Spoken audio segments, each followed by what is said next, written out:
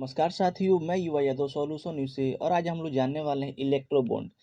पता है electro bond क्या होता है? इसके बारे में जानेंगे हम लोग। उसके बाद कब लाया गया इलेक्ट्रो बॉन्ड और इसको इलेक्ट्रो बॉन्ड के लाने का पारित कब किया गया और इसको लाने का पीछे का उद्देश्य क्या था? आज हम लोग एक-एक के बारे में डिस्कस करने वाले हैं। इलेक्ट्रो बॉन्ड, चलिए जानते हैं पहले इलेक्ट्रो बॉन्ड होता क्या है? इलेक्ट्रो बॉन्ड एक ऐसा बॉन्ड है जो एक गवर्नमेंट के अधिकृत बैंक एसबीआई द्वारा पारित किया जाता है। इसके पीछे क्या उद्देश्य है?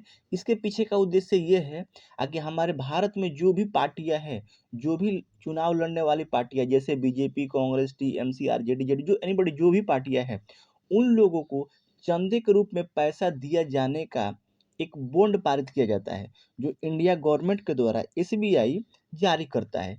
इसे क्या कहते हैं? Electro bond. क्लियर हो गया? दूसरा बात करते हैं, इसको कब लाया गया था? इसको 2018 में अरुण जेटली के द्वारा वित्त मंत्री अरुण जेटली के द्वारा लाया गया था। लाने का उद्देश्य क्या था? लाने का उद्देश्य ये था कि इससे पहले क्या हो रहा था कि एक तौर पे कहा जाए, ये बॉन्ड एक तौर पे ब्लैक मनी का शिकार हो जा रहा था। जैसे कि कुछ कंपनी क्या करती थी, गवर्नमेंट को टैक्स न देकर उसी टैक्स को गवर्नमेंट को चंदे के रूप में दे देती थी और इससे क्या हो रहा था, इंडिया गवर्नमेंट को लॉस हो रहा था। तो इंडिया गवर्नमेंट ने कहा ठीक है, आप मुझे चंदा के रूप में ही दीजिए, इसके लिए कोई इशू नहीं है, लेकिन ऐसा करिए मुझे आप वाइट करके दीजिए।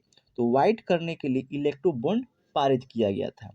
फिर आपने कभी सोचा होगा कि इससे पहले ये बॉन्ड नहीं था तो फिर कैसे जो पार्टियाँ होती थी उन लोग को चंदा के रूप में पैसे कैसे आया करता था?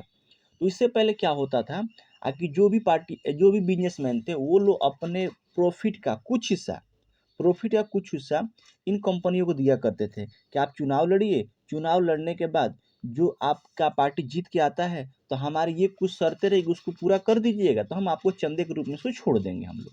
तो इस हिसाब से पुराने समय में लोगों को पैसा ये मिला करता था। लेकिन आज के टाइम में क्या हो रहा था कि ये बॉन्ड तो मिला, लेकिन कोई दूसरी पार्टी आई और उस बॉन्ड को लेके चली गई, पता ही नहीं लगता था। बस उस बैंक को पता था और ना गवर्नमेंट को पता था, ना पब्लिक को पता था।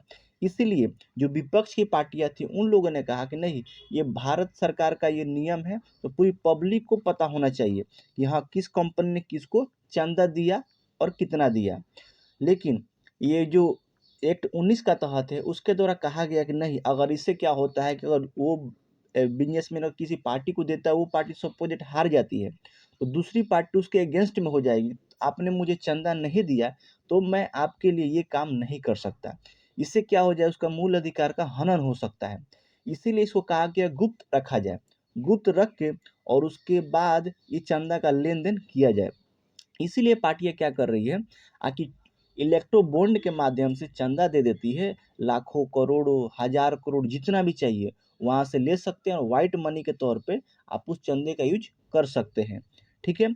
और आज के टाइम में देखा जाए तो ये चंदा काफ़ी करोड़ों-करोड़ों की संख्या में होता जा रहा है। आज के टाइम में बीजेपी को सबसे ज़्यादा 1000 करोड़ लेने वाला पार्टी बन गई है। उसके बाद आती है कांग्रेस, 700 करोड़ लेने वाला पार्टी बन गई। उसके बाद है टीएमसी, टीएमसी आपका कितना 200 करोड़ चंदा लेने वाली पार्टी बन गई है। तो चलिए आज के वीडियो में इतना ही, तब तक के मिलते हैं नेक्स्ट वीडियो में, तब तक के लिए जय हिंद।